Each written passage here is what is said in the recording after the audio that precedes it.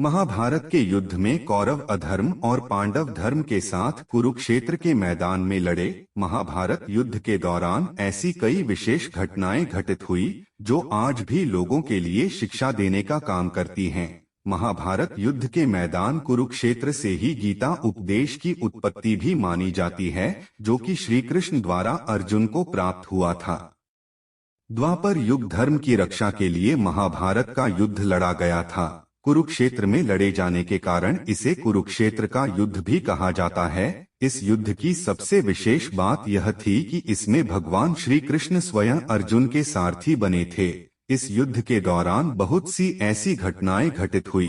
इनमें एक अहम घटनाक्रम के बारे में इस वीडियो में बात करने वाले हैं कि दुर्योधन ने मरने से पहले अधमरी हालत में श्री कृष्ण की ओर देखते हुए 3 उंगलियां दिखाकर इशारा किया था, जिसे देखते हुए श्री कृष्ण ने दुर्योधन से इसका मतलब पूछा। इस पर दुर्योधन ने जवाब देते हुए कहा कि उसने कुरुक्षेत्र में सिर्फ 3 गलतियां की थी, जिसके कारण वो ये युद्ध हार गया। अगर ये गलतियां ना करता तो ये युद्ध अवश्य जीत जाता। दुर्योधन ने अपनी पहली गलती बताते हुए कहा कि उसने स्वयं नारायण को ना चुनते हुए उनकी नारायणी सेना को चुना, जबकि खुद श्री कृष्ण ने दुर्योधन को ये विकल्प दिया था। अगर दुर्योधन ने श्री कृष्ण को चुना होता तो उसकी जीत सुनिश्चित हो जाती, मगर उसने नारायण को ना चुनते हुए उनकी नारायणी सेना को चुना।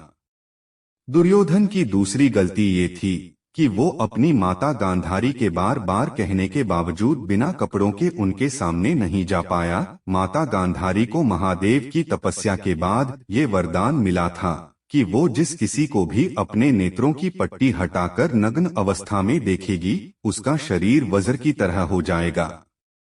युद्ध से पहले गांधारी ने दुर्योधन को नग्न अवस्था में अपने सामने बुलाया था ताकि वो दुर्योधन के शरीर को वज्र की तरह शक्तिशाली बना सके, मगर जब भगवान श्री कृष्ण को इस बात का पता चला तो उन्होंने दुर्योधन से कहा कि ऐसे कैसे तुम अपनी माता के सामने नग्न अवस्था में जा सकते हो।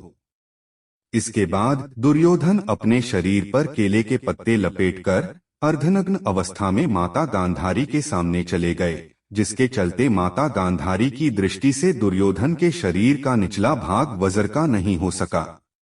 आखिरकार युद्ध में भीम ने दुर्योधन के शरीर के उसी हिस्से पर वार करके उसे मारा था जिस हिस्से को उसने केले के पत्ते से ढाका हुआ था, और माता गांधारी की दृष्टि उस जगह पर नहीं पड़ सकी थी। दुर्योधन अपनी तीसरी गलती बताते हुए कहा कि वो युद्ध में सबसे आखिर में लड़ने गया। अगर वो पहले ही जाता तो कई बातों को समझ पाता और शायद उसके मित्रों और भाइयों की जान बच जाती। इस पर श्री कृष्ण ने दुर्योधन को कहा कि तुम्हारा लालच और तुम्हारे अहंकार की वजह से तुम्हें युद्ध में हार का सामना करना पड़ा है।